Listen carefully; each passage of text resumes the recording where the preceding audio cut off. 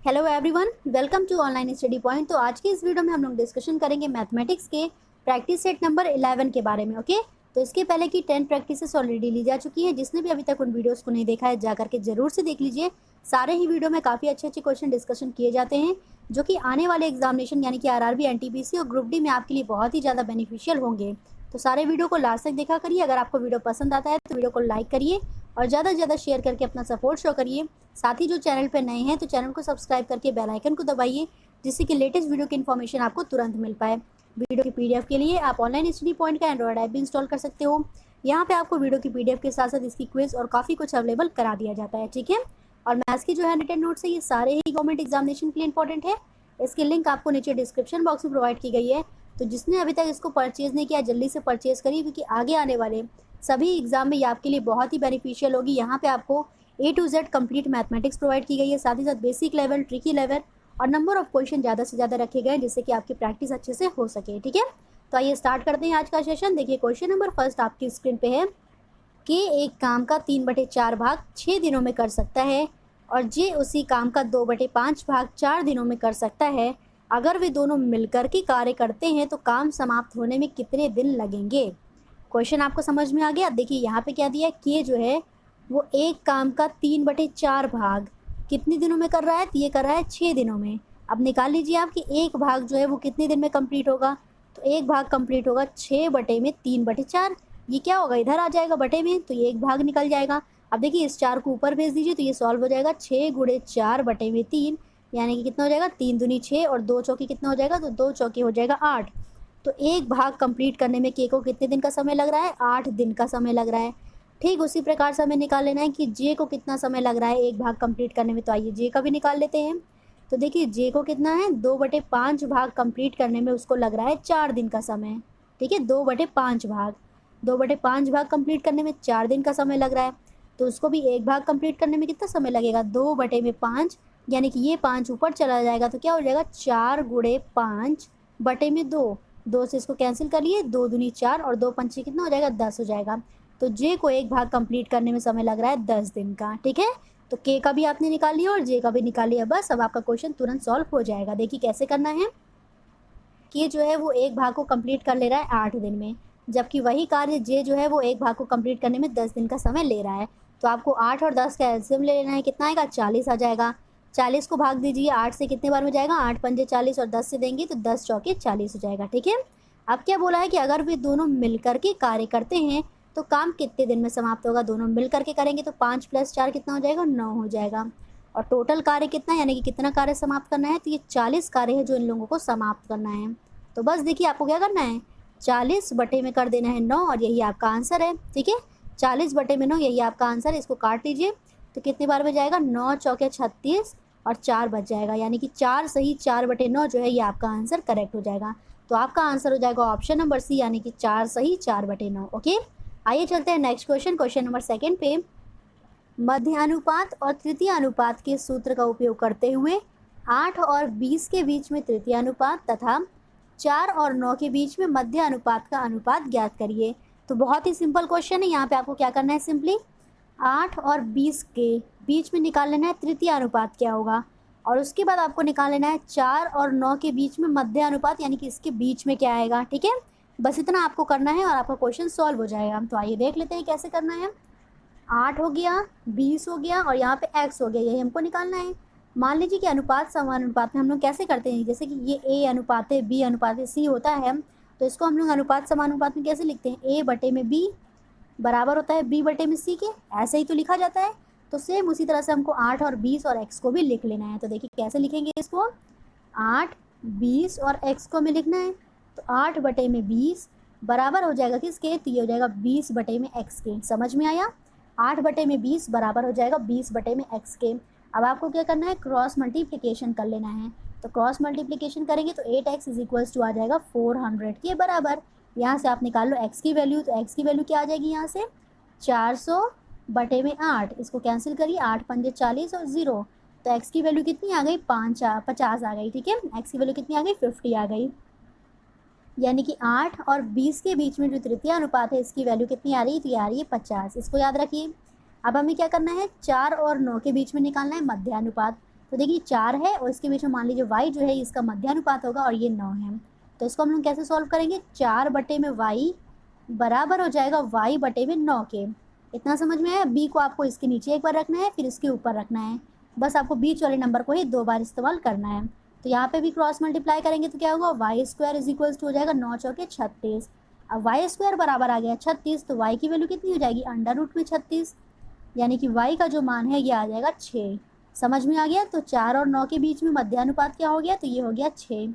बस आपका क्वेश्चन देखिए सॉल्व हो गया। क्या पूछा था, 8 और 20 के बीच में तृतीय अनुपात जो कि आया है 50, और 4 और 9 के बीच में मध्यानुपात जो कि आया है 6। अब इन दोनों का आपसे अनुपात पूछा है क्वेश्चन में, तो बस 50 अनुपात 6 का मान क्या हो जाएगा, 2 से कैंसिल हो रहा है, 25 और 3, तो 25 अनुपात 3 जो है ये आपका आंसर करेक्ट हो जाएगा। आपका आंसर हो जाएगा ऑप्शन नंबर बी करेक्ट। ठीक है, तो होप सो आप लोगों को ये क्वेश्चन बहुत अच्छे से समझ में आ गया होगा। आइए चलते हैं नेक्स्ट क्वेश्चन, क्वेश्चन नंबर 3 पे। क्वेश्चन नंबर 3 क्या है, एक दुकानदार फल खरीदने और बेचने में तौल से छेड़छाड़ करके 18% तक का धोखा देता है, तो उसका कुल लाभ प्रतिशत क्या होगा। अब देखिए यहाँ पे उसने फल खरीदने में भी क्या किया, 18% का धोखा किया। उसके बाद फल बेचने में भी क्या किया, तो 18% का धोखा किया। तो आपको निकालना है कुल लाभ प्रतिशत क्या होगा। तो जब भी आपको 2-2 परसेंटेज दिए हों तो इसको कैसे सॉल्व करना होता है, सिंपली आपको सिर्फ अप्लाई करना है formula a plus b plus a b upon में 100। ये फॉर्मूला आप लोगों ने सुना होगा, a plus b plus a b upon में 100। यहाँ पे a और b दोनों ही समान हैं, यानी कि 18 प्लस 18 और प्लस कितना है a b, यानी कि 18 गुणे में 18 और बटे में क्या हो जाएगा, तो बटे में हो जाएगा 100। बस इसको आप लोग सॉल्व कर लीजिए। 18 प्लस 18 कितना हो गया, 36 हो गया, और 18 गुणे 18 कितना हो जाएगा, तो ये हो जाएगा 324, और बटे में कितना है, तो बटे में है 100। ठीक है, अब इसको सॉल्व करेंगे तो क्या आएगा, 36 प्लस 3.24। अब इसमें ऐड कर दीजिए 36 में 3.24, तो आ जाएगा आपका 39.24, और यही आपका आंसर करेक्ट हो जाएगा। ये किस में आएगा, तो परसेंटेज में आएगा। ठीक है, क्योंकि होल के आगे क्या लगा होता है, परसेंटेज लगा होता है, इसलिए ये नंबर जो आया है किस में आया है, परसेंटेज में आया है। तो उसका जो कुल लाभ प्रतिशत है वो हो जाएगा 39.24, यानी कि आपका answer option number b correct हो जाएगा। ओके, आइए चलते हैं नेक्स्ट क्वेश्चन, क्वेश्चन नंबर 4 पे।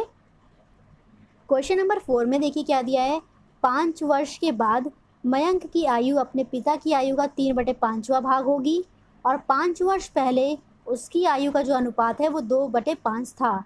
तो मयंक की वर्तमान आयु ज्ञात करिए, ये आपसे क्वेश्चन में पूछा जा रहा है। ठीक है, एक आपको दिया है डिटेल में 5 वर्ष के बाद, और एक दिया है 5 वर्ष के पहले। तो हमने मान लिया मयंक की जो आयु है ये है x, और उसके पिता की जो आयु है वो है y, और 5 वर्ष बाद बोला है तो x प्लस 5, ठीक है, डिवाइडेड बाई क्या करेंगे, y प्लस 5, यानी कि जो 5 वर्ष के बाद है मयंक की आयु अपने पिता की आयु का कितना था, तो ये था 3/5वां भाग। यहाँ तक समझ में आया। अब आपको क्या करना है, क्रॉस मल्टीप्लाई कर लेना है। क्रॉस मल्टीप्लाई करेंगे तो एक इक्वेशन आपकी यहाँ से बन जाएगी, 5 ब्रैकेट में x plus 5 which is equals to 3, और ब्रैकेट में हो जाएगा y प्लस 5 के। यहाँ तक समझ में आया। इसको आप लोग सॉल्व कर लीजिए, 5x plus 25 which is equals to 3y और प्लस 15 के।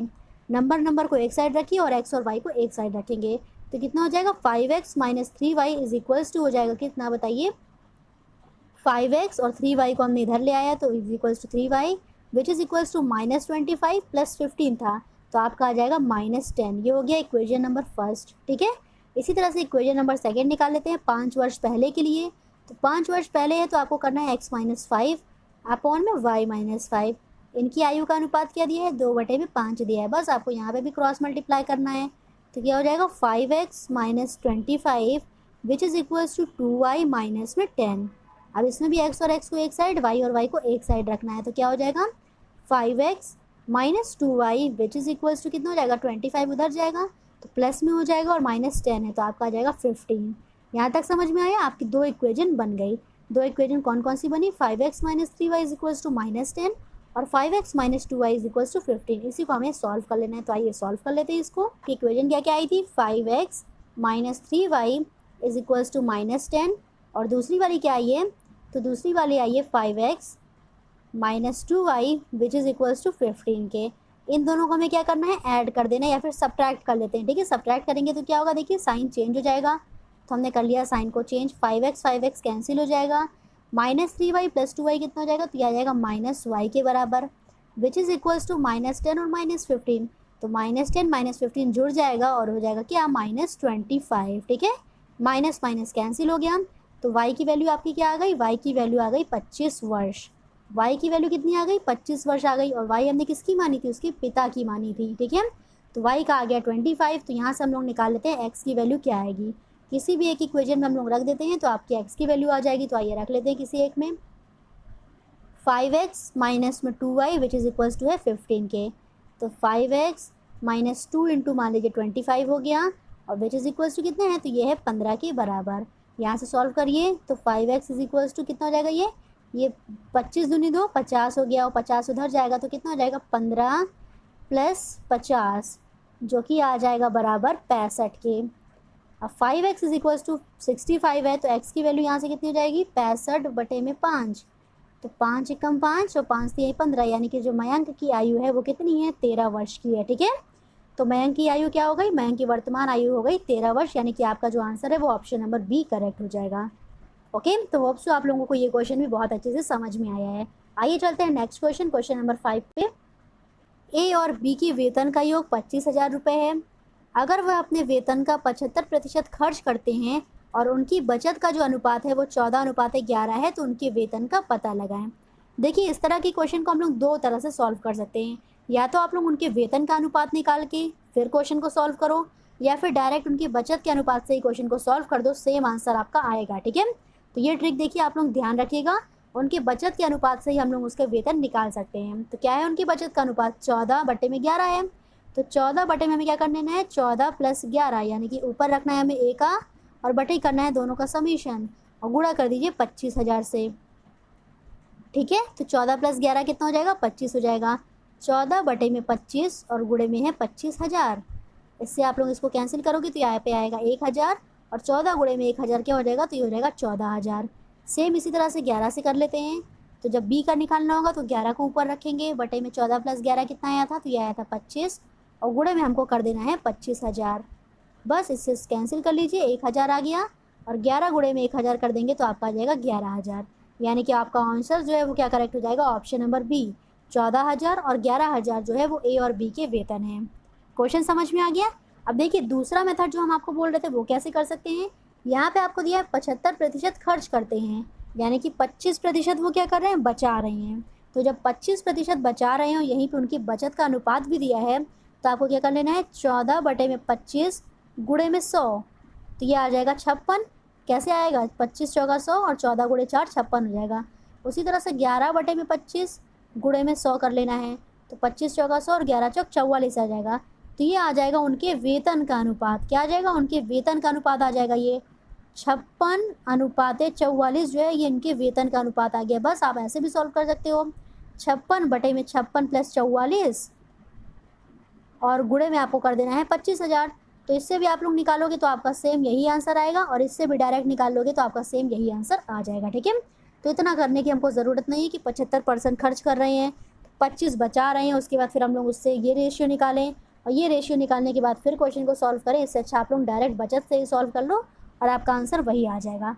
आइए चलते हैं नेक्स्ट क्वेश्चन, क्वेश्चन नंबर 6 पे। नंबर 6 को देख लीजिए। वह छोटी से छोटी संख्या ज्ञात कीजिए जिसे 16, 24, 36 तथा 54 से विभाजित करने पे क्रमशः 12, 20, 32 और 50 शेष बचता है। क्वेश्चन आपको अच्छे समझ में आ गया। छोटी से छोटी संख्या पूछ रहा है, यानी कि आपको निकालना है लासा, और लासा किसका निकालना है, तो 16, 24, 36 और 54 का। अब आप लोग जल्दी से बताइए, 16, 24, 36 और 54 का लासा क्या आएगा, तो ये आएगा 432। कितना आएगा, 432 आएगा। अब देखिए, ये आपका आंसर अभी नहीं है, क्योंकि क्वेश्चन में कुछ और भी एक्स्ट्रा फैक्ट आपको बताया गया है कि क्रमशः जो है 12, 20, 32 और 50 शेष बचता है। तो इसके बारे में देखिए हमें कैसे करना है। 16 में से आपको माइनस करना है 12, 24 में से आपको माइनस करना है 20, 36 में से आपको माइनस करना है किसको, 32 को, और 54 में से आपको माइनस करना है 50 को। जितने शेष बच रहे हैं वो आपको माइनस करना है। तो आप सब में पाओगे डिफरेंस जो है वो समान आ रहा है, यानी कि 4 का डिफरेंस सब में आ रहा है। तो जब भी आपको डिफरेंस 4 का सभी में समान मिलेगा, तो आपको सिंपल यही करना है कि इसका लासा निकालना है, और लासा निकालने के बाद जो नंबर सब में समान मिल रहा है उसी को इसमें से माइनस कर देना है, ठीक है। तो 432 में से आप 4 को माइनस करोगे तो आपका आंसर आ जाएगा 428।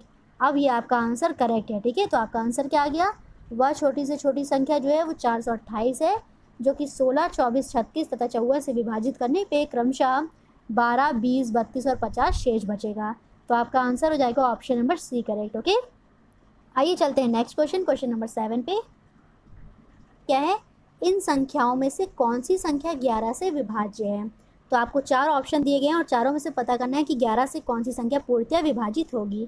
तो अब आपको ये नहीं करना है कि आप लोग 11 से इसको भाग देने बैठ जाओ, भाग दे के फिर देखो कि कौन सी 11 से विभाज्य है।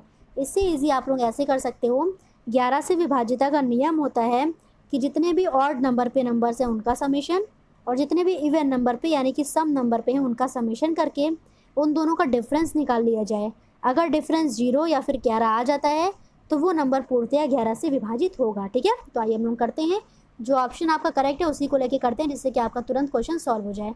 तो देखिए इसमें आपका ऑप्शन नंबर सी करेक्ट होगा। इसको आप लोग चेक भी कर लीजिए तुरंत 11 से विभाज्य है कि नहीं, तुरंत आप लोग देख भी लोगे। ठीक है, तो नंबर क्या है, 4, 9, 2, 3, 1, 7, 5 और 4। अब इसमें आपको क्या करना है, जितने ऑड प्लेस पे हैं यानी कि 1, 3, 5, 7 प्लेस पे जो जो नंबर है उसको जोड़ लीजिए। तो क्या हो जाएगा ऑड प्लेस के नंबर, 4 + 2 + 1 + 5, ये सारे हो गए ऑड प्लेस के नंबर। इसको ऐड करेंगे तो ये आएगा 12।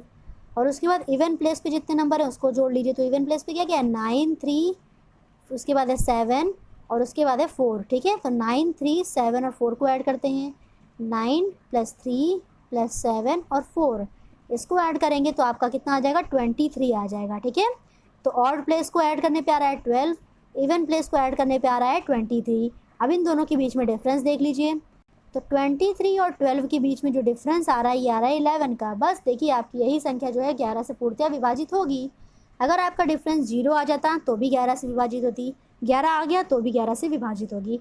अब इस 0 और 11 के अलावा कुछ और आता है तो ये संख्या 11 से विभाजित नहीं होगी। ठीक है, तो आपका आंसर जो है वो ऑप्शन नंबर सी ही करेक्ट है, यानी कि ये संख्या 11 से विभाज्य हो रही है।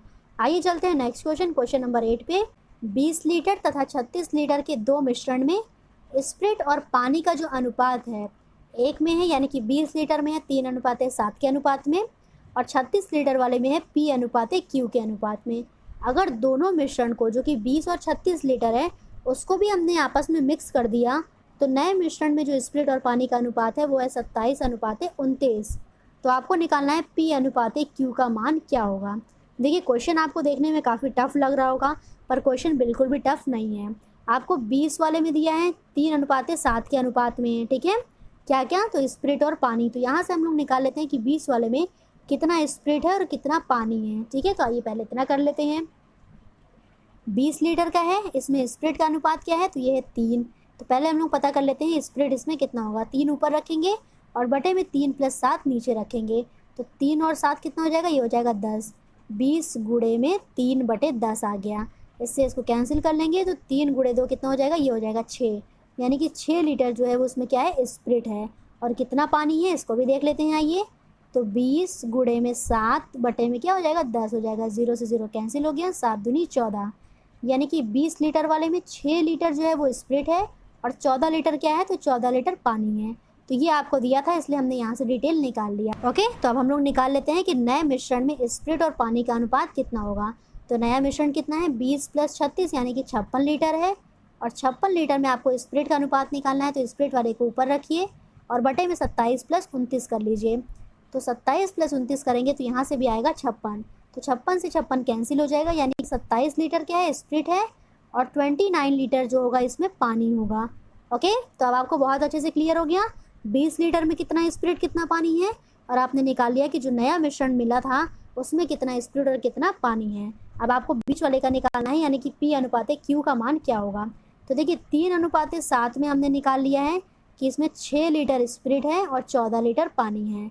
P/Q का हमको नहीं पता है, और इन दोनों को हमने जब जोड़ दिया तो ये कितना आ गया था, 27:29 का। और इसमें भी हमने निकाल लिया कि 27 लीटर पानी है और 29 लीटर उसमें क्या था, सॉरी 27 लीटर स्प्रिट है और 29 लीटर क्या है, पानी है। बस आपको बीच का निकालना है, तो क्या करेंगे, 27 में से 6 को माइनस करिए, कितना आएगा, 21 आएगा। और 29 में से 14 को माइनस करिए, क्या आएगा, 15 आएगा। तो बस आपका रेशियो देखिए आ गया 21 और 15 है, इसको आप लोग निकाल लीजिए रेशियो में। तो 21:15 किससे कैंसिल होगा, 3 से 3 7 21 और 3 5 15। यानी कि 7:5 जो होगा वो हो जाएगा आपका स्प्रिट और पानी का अनुपात। किसमें? तो पी और क्यू में, यानी कि 36 लीटर में स्प्रिट और पानी का जो अनुपात है वो है 7:5। ओके, तो होप सो आपको बहुत अच्छे से क्लियर हुआ है। आइए चलते हैं नेक्स्ट क्वेश्चन, क्वेश्चन नंबर 9 पे। क्वेश्चन नंबर 9 क्या है? दो संख्याओं का योगफल 20 है और उनके गुणनफल जो है वो 91 है, तो उनके व्युत्क्रमों का योगफल क्या होगा? बहुत ही सिंपल क्वेश्चन है। मान लिया हमने दो संख्याएं x और y है जिनका योगफल कितना है? 20 के बराबर है। ठीक है, अब आपसे पूछा उनके व्युत्क्रमों का योगफल क्या होगा। अगर कोई संख्या x है तो उसका व्युत्क्रम होगा 1/x, और अगर कोई संख्या y है तो उसका व्युत्क्रम होगा 1/y। बस आपको क्या निकालना है? 1/x प्लस 1/y का योगफल निकालना है। तो देखिए हम लोग इसको कैसे सॉल्व करेंगे। आपसे क्वेश्चन में पूछा है 1/x प्लस 1/y का जो योगफल है वो क्या होगा। तो आपको क्या कर लेना है? x और y का एलसीएम ले लेना है, तो ये आ जाएगा xy, और ऊपर क्या हो जाएगा? y प्लस x हो जाएगा। बस देखिए आपका क्वेश्चन तुरंत सॉल्व हो गया। यही डिटेल आपको क्वेश्चन में दी है कि दो संख्याओं का योगफल 20 है तो ऊपर 20 रखिए, उनका गुणनफल कितना है? तो उनका गुणनफल 91 है, तो नीचे क्या आ गया? 91 आ गया, और यही आपका आंसर आ गया। यानी कि उनके व्युत्क्रमों का जो योगफल है वो आ गया 20/91, और यही आपका आंसर करेक्ट हो जाएगा। ठीक है, तो आपका answer option number b correct होगा। आइए चलते हैं नेक्स्ट क्वेश्चन, क्वेश्चन नंबर 10 पे। क्वेश्चन नंबर 10 में देखिए आपको क्या दिया गया है। एक टीम 45 खेल जीतती है जो कि खेले गए खेलों का 60% था, तो टीम ने कुल कितने मैच खेले ये आपसे पूछा जा रहा है। ठीक है, कुल कितने खेल खेले। तो देखिए 60% जो खेल था उसमें से वो 45 खेल जीतती है, तो आपको निकालना है कि 100 यानी कि कुल खेल कितने थे। तो कुल खेल कैसे निकालेंगे? 45/60 कर दीजिए और गुणे कर दीजिए 100 से। ठीक है, तो 0 से 0 कैंसिल हो गया, 3 से इसको कैंसिल करिए, 3 दूनी 6, 3 एकम 3, 3 पचे में 15, फिर 2 से काटिए, 2 पंचे 10 हो जाएगा। क्या आ गया? 15 गुणे में 5 आ गया, यानी कि 15 पचे कितना हो जाएगा? तो 15 पचे हो जाएगा 75, यानी कि टीम ने कुल कितने मैच खेले? तो उन्होंने 75 मैच खेले, और जिसमें से 45 मैच जीतती है जो कि 60% था। ओके, तो आपका आंसर करेक्ट हो गया ऑप्शन नंबर सी। आइए चलते हैं नेक्स्ट क्वेश्चन, क्वेश्चन नंबर 11 पे। क्वेश्चन नंबर 11 में जाने से पहले आपको कुछ निर्देश दिया है, इस निर्देश को पढ़ लीजिए, उसी के अकॉर्डिंग फिर हम लोग क्वेश्चन नंबर 11, 12 और 13 को सॉल्व करेंगे। ठीक है, तो देखिए निम्नांकित सारणी के द्वारा चार दोस्त यू, के, वी और जी द्वारा सोमवार से लेकर के शुक्रवार तक उनके सुबह की सैर के दौरान तय की गई दूरी को किलोमीटर में दर्शाया गया है। ठीक है, ये रहे चार दोस्त यू, के, वी और जी, और यहाँ पे हो गया सोमवार से लेकर के शुक्रवार उनके द्वारा तय की गई कुल दूरी को दर्शाया गया है। तो हम लोग क्वेश्चन को पढ़ते हैं, क्वेश्चन को पढ़ने के बाद फिर इसको सॉल्व करते हैं। आइए देखिए क्वेश्चन क्या है। क्वेश्चन पूछ रहा है कि चार दोस्तों के द्वारा तय की गई कुल अधिकतम दूरी किस दिन थी, यानी कि सोमवार थी, मंगलवार थी, शुक्रवार थी या फिर गुरुवार थी। तो आइए सॉल्व करके देखते हैं। सोमवार के द्वारा उन सभी के द्वारा तय की गई जो कुल दूरी थी इसको जोड़ लीजिए, तो कितना आएगा? 6 + 4 10, 10 + 4 14 और 14 + 5 19, तो ये हो गया 19 किलोमीटर। फिर उसके बाद मंगलवार को कितना है? तो 5 + 4.5 + 4 + 4.5 को ऐड करेंगे तो आपका आ जाएगा 18 किलोमीटर। ठीक है, उसी तरह से हम लोग निकाल लेते हैं बुधवार को, तो इन सभी को आप लोग जोड़ेंगे तो बुधवार का आ जाएगा 17 किलोमीटर। उसके बाद गुरुवार का निकालेंगे तो ये आ जाएगा 19.5 किलोमीटर, और उसके बाद शुक्रवार का निकालेंगे तो ये आ जाएगा 20.5 किलोमीटर। ठीक है, तो सबसे ज़्यादा यानी कि कुल अधिकतम दूरी किस दिन तय की गई सभी के द्वारा मिला करके? तो ये थी शुक्रवार के दिन। आइए देख लेते हैं इसका आंसर कौन सा हो जाएगा। तो आपका जो आंसर है वो ऑप्शन नंबर सी करेक्ट हो जाएगा, यानी कि चार दोस्तों के द्वारा तय की गई जो कुल अधिकतम दूरी थी वो थी शुक्रवार को, जो कि है 20.5 किलोमीटर। ओके, आइए देख लेते हैं क्वेश्चन नंबर 12 क्या है। क्वेश्चन नंबर 12 में पूछा जा रहा है कि 5 दिन में सबसे कम औसत दूरी तय किसने की। ठीक है, 5 दिनों में सबसे कम औसत दूरी तय किसने की, यानी कि आपकी ये नहीं पूछ रहा है कि किस दिन सबसे कम औसत दूरी चली गई, किसने की ये पूछा है, यानी कि यू ने की, वी ने की, जी ने की या फिर के ने की। तो आइए इसको भी देख लेते हैं हम लोग सॉल्व करके। आपको क्या करना है, अब आपको इन सभी को जोड़ करके और कितने से विभाजित करना है? तो 1 2 3 4 5 औसत निकालना है, तो सभी को जोड़ करके आपको 5 से विभाजित कर देना है। ठीक है, तो इन सभी को जोड़ेंगे तो ये आएगा 25, और 25 को 5 से विभाजित कर देंगे तो ये आ जाएगा 5 किलोमीटर। उसी के दौरान के का हम लोग सभी को जोड़ेंगे तो ये आएगा 20, और 20 को 5 से डिवाइड करेंगे तो ये आएगा 4 किलोमीटर के बराबर। वी में सभी को ऐड करके हम लोग 4 से डिवाइड करेंगे तो ये आ जाएगा 4.6 किलोमीटर, जबकि जी में सभी को ऐड करके 4 से डिवाइड करेंगे तो ये आएगा 5.2 किलोमीटर के बराबर। ठीक है, तो बताइए सबसे कम औसत दूरी तय किसके द्वारा की गई, तो ये की गई है के द्वारा, जो कि है 4 किलोमीटर। देख लेते हैं कौन सा ऑप्शन आपका करेक्ट है। तो आपका ऑप्शन करेक्ट हो जाएगा ऑप्शन नंबर सी, यानी कि 5 दिन में सबसे कम औसत दूरी जो तय किसने की, तो ये की के ने, और जो कि कितनी है, तो ये है 4 किलोमीटर के बराबर।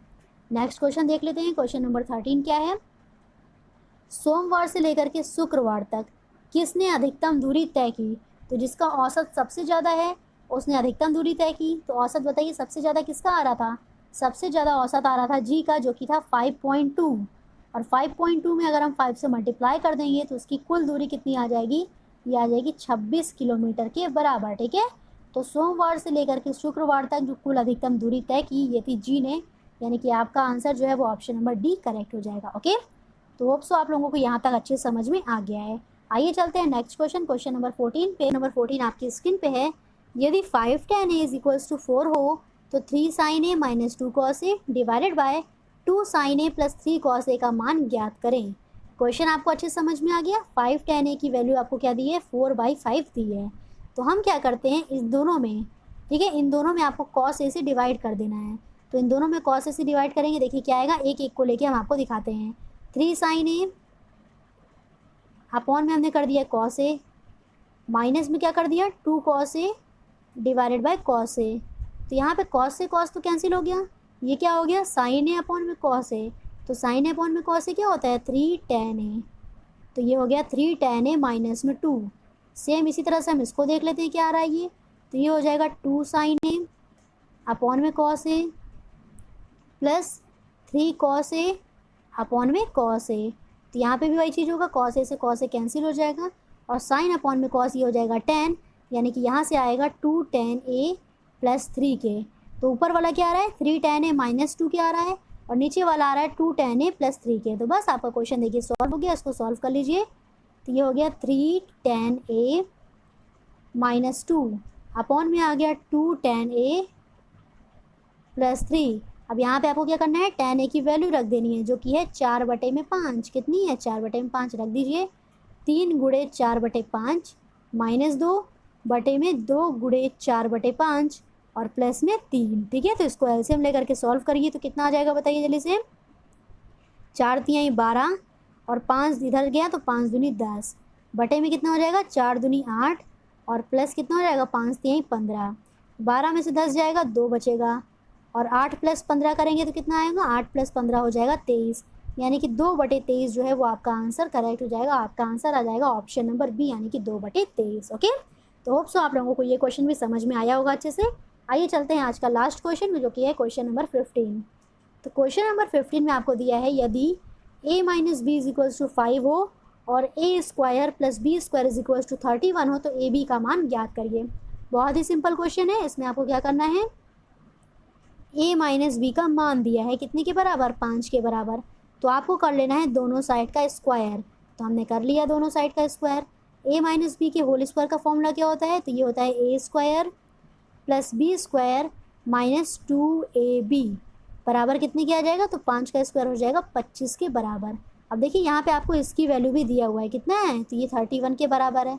तो रख लेते हैं यहाँ पे 31 माइनस में 2ab which is equals to 25 के। 31 में से 25 को माइनस कर लीजिए, कितना आएगा 31 माइनस 25 इज इक्वल्स टू हो जाएगा 2ab के बराबर। अब 31 में से आप लोग 25 को माइनस करोगे तो आपका आएगा 6। ठीक है, कितना आएगा 6 आ जाएगा। तो 6 इज इक्वल्स टू हो जाएगा 2ab। बस आप यहाँ से ab का मान निकाल लो। 2ab का मान कितना आ गया 6 के बराबर। तो ab बराबर कितना हो जाएगा 6/2, यानी कि 2 तिहाई 6, ab का मान आ गया 3। ठीक है, तो इस तरह के क्वेश्चन को आपको कुछ भी नहीं करना है, सिर्फ इसका स्क्वायर करिए। ये वैल्यू आपको दी गई है और आपकी ab का मान निकल आया, जो कि है 3, यानी कि आपका answer option number D correct हो जाएगा। तो होप सो आप लोगों को ये टॉप 15 क्वेश्चन काफ़ी पसंद आए होंगे। अगर वीडियो आपको पसंद आया तो वीडियो को लाइक करिए और ज़्यादा से ज़्यादा शेयर करके अपना सपोर्ट शो करिए, और साथ ही साथ कमेंट करके अपना रिस्पॉन्स भी बताया करिए कि आपको वीडियो कैसा लग रहा है। Okay, thank you so much.